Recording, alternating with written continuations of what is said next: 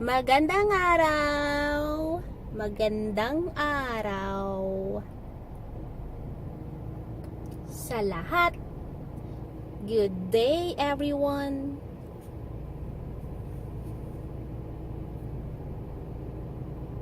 And our Tagalog WOTD is Pahingi. Pahingi. Pahingi. Pahingi. Ngi.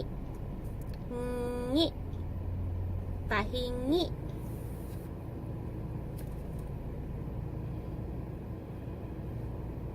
Pahingi means, can I have some? Can I have some?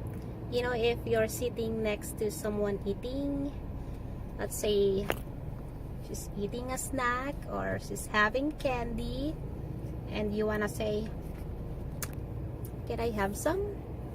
Say, pahingi, pahingi. Or you can just say, or you can also say pahingi along with naman. Pahingi naman, pahingi, pahingi, or pahingi naman. Then you open your hand like this. Pahingi naman. This is just one of many Filipino gestures. I'm gonna make a video next about that. Pahingi naman. Nangalay ako. I guess that's about it. Oh wait, another example just came to mind. You know, if you can also use it with whatever you want to ask for. Like, for example, you don't have gulay.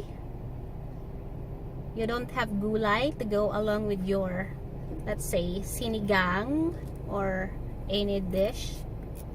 And you know your kapitbahay have gulay in their garden. So if, you know, for example, they have green beans, pahingi naman ng green beans, or pahingi naman po ng green beans. I'll just let you guys read the subtitles. Pahingi naman ng green beans.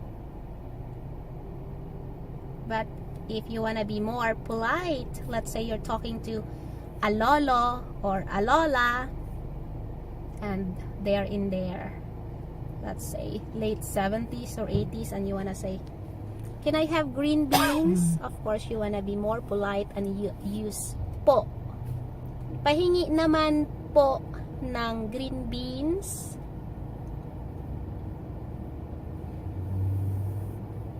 Or you wanna ask for maybe rice, bigas. I mean the uncooked rice, bigas. Pahingi naman ng bigas. Pahingi naman ng bigas. Pahingi naman ng bigas. Just 1 cup. So that's all. That's all for our Tagalog WOTD. Pahingi. Pahingi. Pahingi naman ng pag-ibig. Mumudra. Let's go, guys. Let's go home. I mean, let's go home.